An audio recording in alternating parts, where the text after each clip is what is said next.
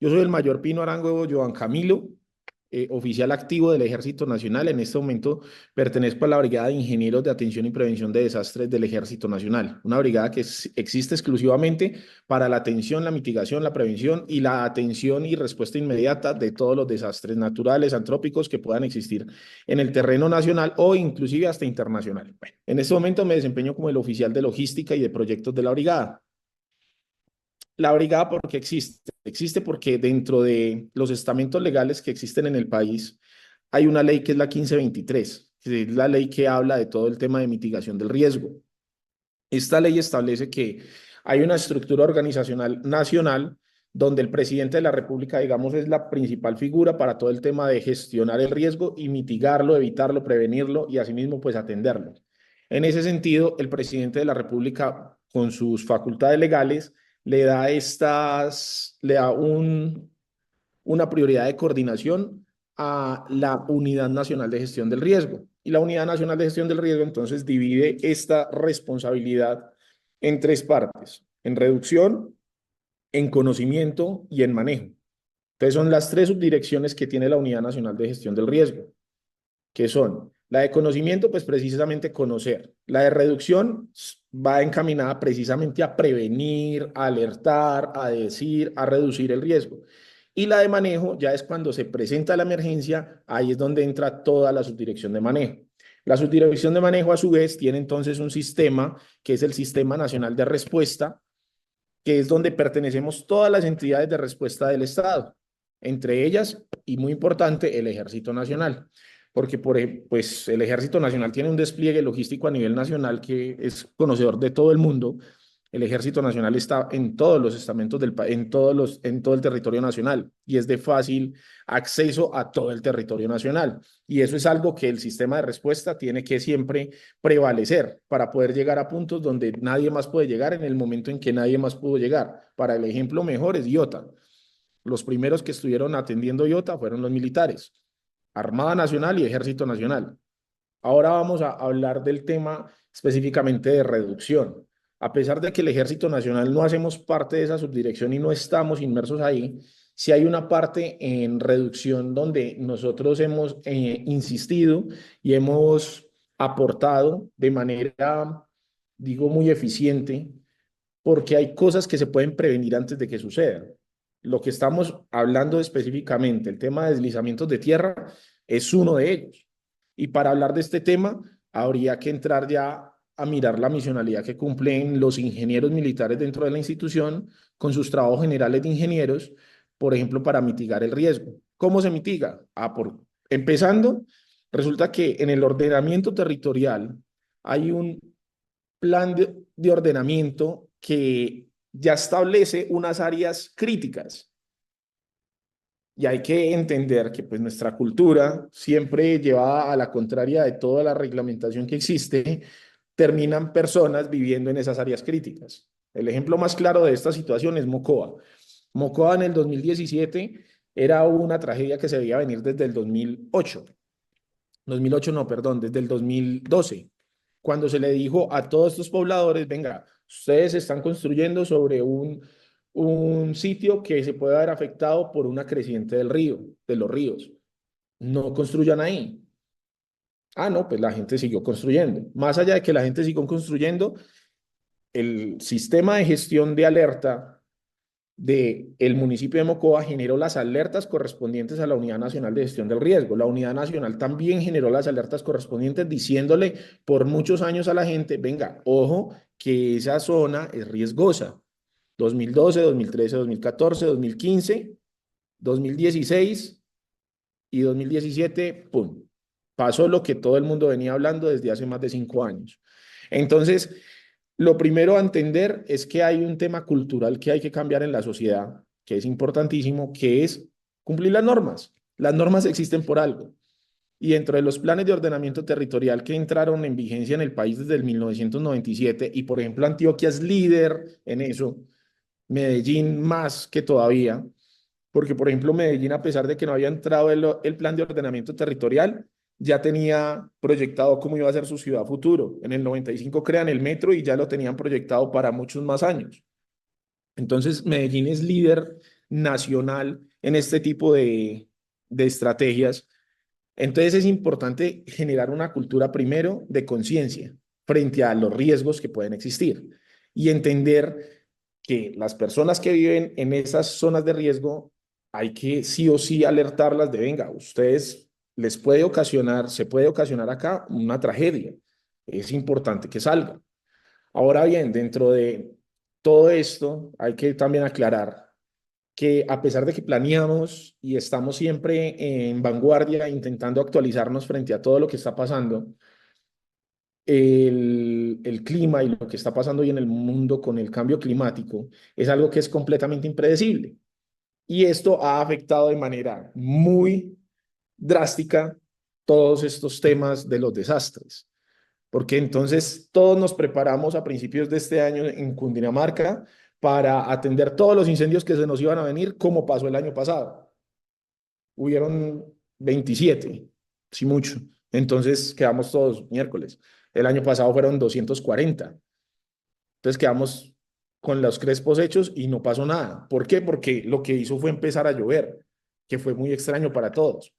Y lo que estamos empezando a atender ahorita son inundaciones. Entonces, es ese contraste de que nosotros como respuesta tenemos que estar listos para A o para B, pero lo más importante de estar listos, la respuesta es que la gente esté lista para que no pase y que no suceda y que no tengamos que intervenir nosotros. ¿Qué te parece si una de las consecuencias, o sí, de las consecuencias, no podría ser como la economía de las personas? Pues yo siento que muchas veces las personas sí hacen como casos de tipo de cosas, a este tipo de alertas, pero no siempre ellos tienen como la posibilidad de decir como que no, me voy de aquí pues para otro lugar porque esto se me va a ir. La gente siempre tiene como una esperanza de como que no, esto está firme, muchas casas y todo eso. Y yo digo que también es un factor importante la economía de las personas. Entonces, no sé qué Por eso, piensas al respecto. por eso los planes de ordenamiento territorial establecen precisamente eso, organizar a las comunidades desde su estratosfera social de acuerdo a sus capacidades y sus necesidades. Y dentro de esos planes, si se tomaran en serio, pues hay los espacios adecuados para que todos podamos vivir bien. La cuestión, ¿cuál es? Lo que estás diciendo. La cultura colombiana nos lleva a nosotros no simplemente a estar en contra de las reglas, sino a ser llevados de nuestro parecer. Y todos se quieren hacer expertos en temas que no conocen. No, esta tierra está firme, pero es que cuando usted va a ver, Total. los, bueno, cuando usted va a ver los deslizamientos de tierra, no inician donde estaba firme, sino más abajo, más arriba, más al Ujú. lado, más. Entonces, por eso es que los planes de ordenamiento territorial no se hacen al azar ni se hacen pensando en el beneficio del gobierno, todo lo contrario, que es el común denominador de lo que cree la gente en la calle. No, es que a mí me dicen que vivo acá porque es que, claro, aquí me van a cobrar más cara el agua, aquí me van a cobrar más cara la luz, entonces no, yo mejor vivo aquí porque es que acá no me van a cobrar el agua. Claro, al lado de la creciente, donde está afectando los cimientos de la tierra y donde muy seguramente a futuro puede haber un desbordamiento por el peso de la construcción que empiezan a hacer. Claro. Entonces, es todos esos detalles que hay que empezar a entender desde la cultura y empezar a transformar a través pues, de mucha pedagogía y de continuar haciendo cada vez mejor los planes. Eso es verdad. Yo te hago una pregunta en cuanto a lo que ahorita me decías sobre el clima. ¿Ustedes cómo hacen de pronto para predecir o mitigar, pues como que algo que pueda pasar? Por ejemplo, lo del clima que ustedes me decían, nosotros estábamos esperando calor, pero llegó agua. Entonces, ¿ustedes qué hacen en esos sentidos? ¿Tienen en cuenta como estas laderas en alto riesgo o simplemente como que no, está lloviendo, pueden pasar otras cosas? No sé, ¿tienen mucho ahí o cómo es eso? Bueno, en el 2012 nace la Unidad Nacional de Gestión del Riesgo, con la Ley 1523. Y esta unidad nace con unos recursos y con unos, digamos, un tren logístico que es necesario. Uno no cree, pero la logística está inmersa en todo. Y una buena logística es lo que permite que las respuestas sean eficientes y eficaces. En ese sentido, dentro de la Unidad Nacional de Gestión del Riesgo se crea una sala que la llaman sala de crisis. Esta sala de crisis es la encargada de monitorear de manera diaria y constante 24 horas del día, 365 días del año, todo lo que es referente al clima, a los puntos de calor sobre el terreno nacional y todo lo referente a lo que fueran crecientes, todo lo que puede generar un riesgo. esta sala de crisis está conectada a todo el Sistema Nacional de Respuesta, inclusive a nosotros en esta misma sala donde estoy sentado, es que se presenta de manera diaria y constante a través de nuestros monitores información actualizada de cómo está. Seguimiento a los volcanes, seguimiento al IDEAM, a las tormentas tropicales, seguimiento a los movimientos telúrgicos que suceden en todo el país. Últimamente han ocurrido bastantes, pequeños, pero bastantes. Seguimiento a, a las torrenciales de lluvia y a cada uno de estos puntos. Entonces, ese seguimiento es lo que nos permite a nosotros no pronosticar, pero sí estar listos, porque es que pronosticar es muy difícil. Claro, Es complejo. nosotros contra la naturaleza, eso nunca vamos a ganar, pero sí nos permite estar listos para poder atender la emergencia cuando se presente, ya que hemos hecho un seguimiento. Oiga, aquí puede haber un deslizamiento, aquí puede haber una inundación, hay un punto de calor, puede presentarse un incendio forestal, estemos listos. Ok. Y lo más importante es el entrenamiento y la capacitación de la gente, que la gente esté preparada para cualquier tipo de incidente. Bueno, en base a lo que me estás diciendo, que tienes como ese acercamiento con ese grupo como de crisis, ¿con qué frecuencia se ven estos deslizamientos y más o menos qué características tienen las zonas que normalmente se vienen abajo? Pues obviamente todas tienen pues como cosas en común, pero ¿qué cosas puntuales en específico tienen estas zonas que están tierra para abajo? Bueno, los deslizamientos normalmente empiezan a ocurrir mucho sobre estas mismas épocas, porque van muy unidos al tema de lluvias. ¿Por qué van unidos al tema de lluvias? Aquí de pronto intentaré no ser muy técnico. La lluvia es la principal causante de los deslizamientos de tierra porque toma tierra erosionada, la cual no tiene el soporte y el sostén vegetal, que en sí eso es lo que hace que la tierra no se venga abajo, que la montaña sea montaña, lo que la hace es la cantidad de vegetación que tiene. Esa es la malla natural por excelencia. Hemos intentado duplicarla, replicarla. La malla natural de los terrenos es la vegetación.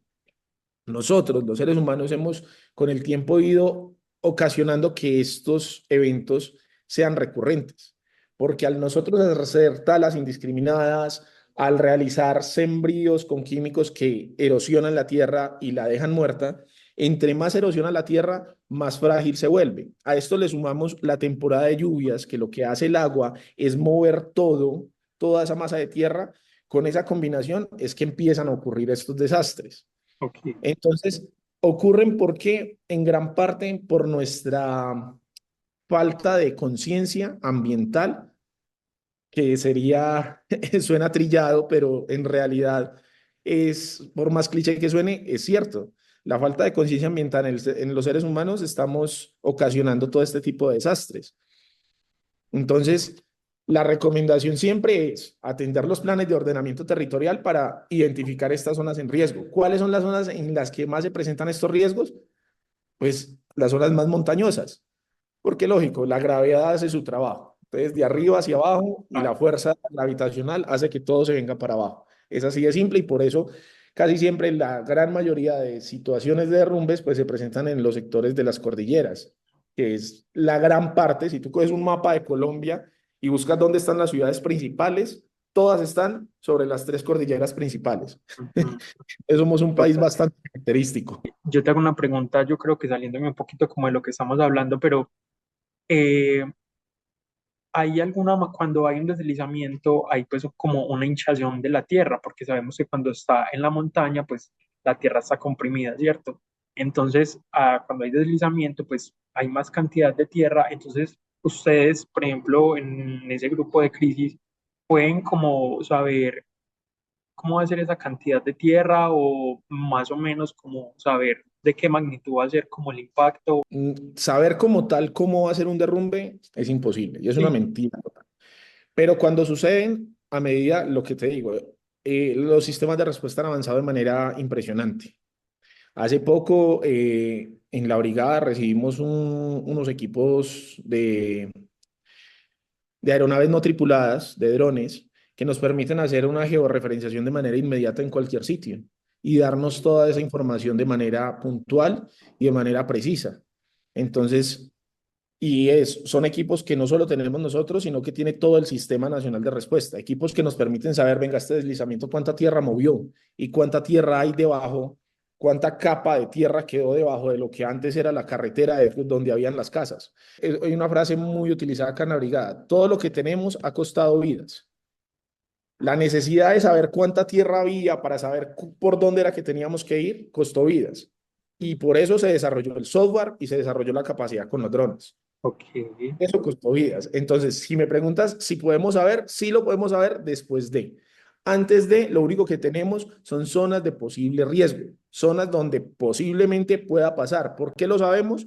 Por la erosión, lo que te había dicho anteriormente, porque sabemos que es un terreno que está erosionado, porque sabemos que es un terreno que está excesivamente, digamos, la inclinación está excesivamente empinado, y a eso le sumamos que es un terreno donde no hay un buen flujo de agua. Entonces el agua, ¿qué hace? Empieza a succionarse a través de esa tierra erosionada para convertirla en lodo y traer todo eso.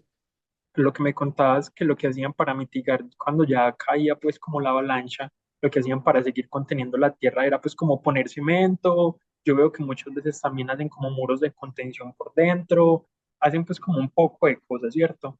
Eh, para todos los deslizamientos está la misma solución Esta es una batalla contra la naturaleza, y pelear contra la naturaleza, el ser humano siempre va a perder. posible. Es, para el ejemplo más claro, te voy a colocar aunque el ser humano intenta ser, es excesivamente persistente, y si es colombiano peor, y si es antioqueño con más. Peor. Bueno, entonces la ruta de Medellín hacia Santa Elena, Ok. identificada. Hay un tramo de ruta que son aproximadamente unos 300 metros, que durante toda mi existencia se tiene conocimiento por parte de gobernación y de alcaldía que ese tramo es completamente inestable, que no se permite esa vía ahí. Y han ocurrido no solo varios deslizamientos, no han ocurrido varios accidentes, pero ¿qué hace el ser humano?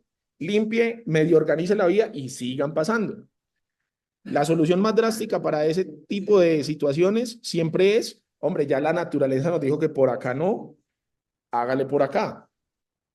Y por eso tú ves hoy en día la construcción masiva de túneles, precisamente evitando eso. Porque pues, ¿para qué seguimos peleando con la tierra sabiendo que se va a deslizar? Pues la atravesamos y le damos más, y que se caiga ya por encima todo lo que quiera. Pero es bastante complejo hacer a veces entender al ser humano de que por ahí no es. Entonces, para mitigar ese tipo de riesgos, pues túneles, nuevamente trasladar poblaciones que definitivamente van a ocasionar salga. Hay muchas soluciones. Que las ejecutemos, ya eso es otro cuento. ¿Qué se hace cuando pasa un deslizamiento de tierra que afecta a muchas viviendas? ¿Cómo ustedes como entidad que van a ayudar a esta población, cómo se dividen las labores o cómo hacen esa coordinación como para que no lleguen a llamar peor caos? Bueno, esa pregunta es bien interesante, porque esa pregunta nos va a entrar a lo que es el Sistema Nacional de Gestión del Riesgo y el Sistema Nacional de Respuesta. Resulta que la ley que te mencioné antes, la 1523 del 2012, es la que nos da esos parámetros. Y a través de esa ley se han generado no solo guías, procedimientos, tácticas dentro de la institución, ya tenemos hasta doctrina, que nos permite precisamente organizarnos en el momento de. Entonces ya cada quien, cuando llega al sitio de la emergencia, sabe qué tiene que hacer. Para eso se generan unos puestos de mando unificado. Tú has escuchado noticias que hablan del PMU, puesto de Sí, mando unificado. ok. Los puestos de mando unificado, precisamente por eso la palabra unificado, une a todas las entidades del Estado con sus capacidades para un mismo fin. En este caso, por ejemplo, por eso es que Ejército está dentro de lo que es la respuesta y el manejo, porque tenemos no solo capacidad logística, sino que ya tenemos gente muy preparada para atender estas situaciones y estas emergencias, y no estamos dentro de reducción ni conocimiento porque no es nuestra especialidad, pero en reducción y en conocimiento sí hay gente también muy especializada que nos dice, venga, hagan esto. Ustedes que son la respuesta, hagan esto, porque yo soy el que conoce qué fue lo que pasó y yo conozco toda la historia. Entonces, muchas veces tú vas a ver en los PMU que el ejército, es un contexto completamente diferencial, va a ser subordinado de otras entidades. Pero esa subordinación no obedece a que es que ellos saben más, no, a que ya existe una organización, una preparación y que cada vez somos más eficientes y eficaces. Yo quiero darte un ejemplo acá. En Haití, en el 2010, identificado Haití, hay un terremoto y mueren 200.000 personas de un santiamén, 7.2 y se murieron 200.000 personas. Eso fue en el 2010. En el 2000, de pronto me equivoco en las fechas, en el 2009 hay un terremoto similar en Armenia. 2009 no, miento. Fue en el, sí, 2009. Solo hay 2.000 muertos. Y la población de Haití y de Armenia era similar. ¿Qué pasó? Resulta que es que ya habíamos tenido en Colombia una experiencia muy amarga con Armero y habíamos empezado los primeros pinos de cómo responder ante las emergencias. Y la respuesta que se dio en Armenia, Quindío, fue eficiente y fue eficaz a pesar de que no habían todavía muchas cosas estructuradas como hoy en día y permitieron salvar vidas. Para la muestra es esa. O sea, hacer ese comparativo es la mejor manera de mirar cómo funciona el sistema de respuesta, porque el sistema de respuesta se mide es en cantidad de vidas salvadas normalmente, y el común denominador del ser humano es medir en cantidad de vidas perdidas. Entonces, a pesar de que el desastre se salvaron tantas, la gente no se concentra en cuántas se salvaron, sino cuántas se perdieron. Y a través de eso es que se juzga. Pero si me preguntas, el sistema es muy eficiente, es muy eficaz, precisamente por la organización y la preparación que ya tiene, en que cada quien sabe qué debe hacer cuando llega a un sitio de una emergencia, sea un derrumbe, sea un huracán, sea una inundación, sea un incendio forestal, sea lo que sea, ya cada quien sabe qué tenemos que hacer de acuerdo a la ley y de acuerdo a la doctrina.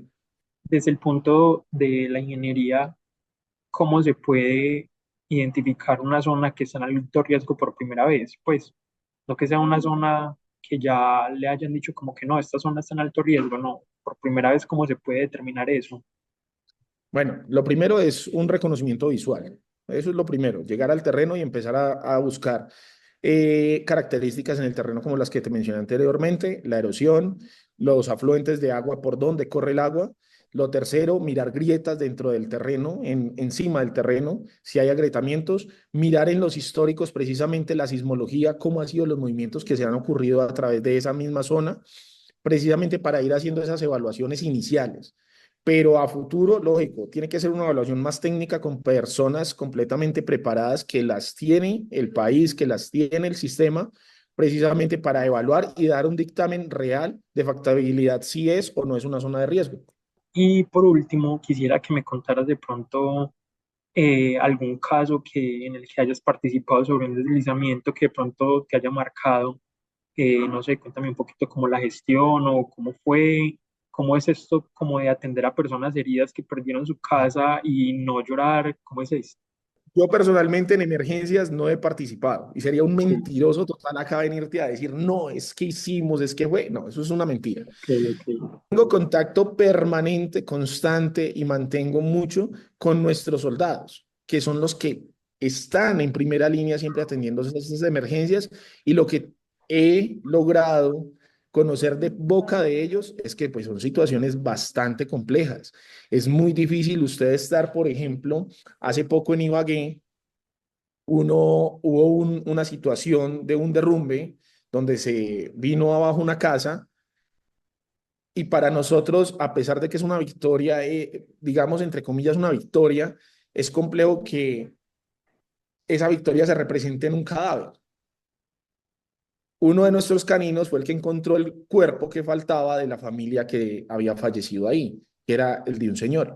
Para nosotros es una victoria porque muestra que nuestro trabajo sí es eficiente y que el perro sí estaba entrenado para lo que era, porque el perro fue el que orientó a los rescatistas a poder encontrar el cadáver.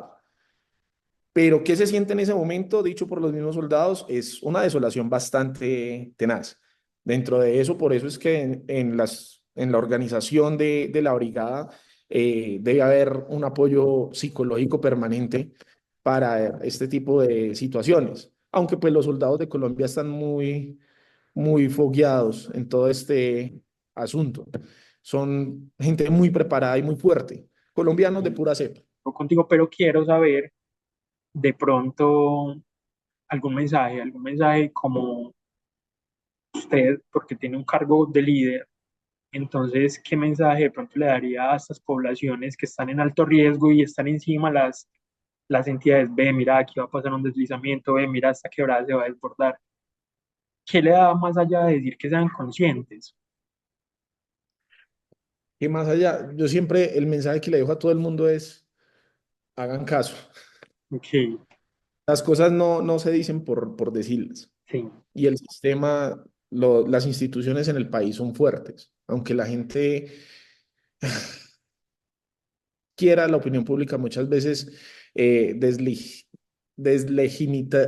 perdón, hacer que las instituciones parezcan débiles. ok, Las instituciones en este país son muy fuertes. Son tan fuertes que a pesar de todo lo que hemos cruzado, seguimos siendo un país líder en muchas cosas. Y el colombiano está acostumbrado, por ahí había una entrevista de un actor argentino que ya tiene mucho tiempo viviendo en Colombia, él decía, el colombiano es muy dado a darse palo, a darse mucho palo, pero no ve todo lo que ha hecho, no se da cuenta. Entonces, hacer caso, hacer caso porque créanme que las instituciones son fuertes y las instituciones son instituciones que procuran el sano convivir y el cuidado de la población. La ok, gente no confía en sus instituciones, entonces por eso cuando llega una institución que es cualquier uniforme, no solo ejército, puede venir con un chaleco que dice Gobernación Antioquia, puede venir con un chaleco que dice Dagran, puede venir con un chaleco Espacio Público, muévase. Ah, no, es que usted no está pensando en mí. Usted está pensando es en ese gobierno y en esto y en aquello. Entonces, mi recomendación siempre es, hagan caso. En serio, las instituciones están para el bienestar de la población civil. todo súper claro, de verdad que me llenaste de muchísimos conocimientos de cosas que ya se me habían escapado y nada, simplemente agradecer por sacar tu tiempo. Yo sé que tienes una jornada súper pesada, pero de verdad te quiero agradecer por sacar el espacio y por ser tan amable y ser tan cordial. Hágale, Juan Sebastián, cualquier cosa, aquí estoy. Si sale, me estás escribiendo, lo que necesites de información sobre el tema de gestión del riesgo, me escribís al WhatsApp y te estoy enviando información. Listo, ¿Listo? bueno, muchísimas gracias, de verdad que sí, que estés muy bien. Pero, cuidas. Hasta luego. Chao.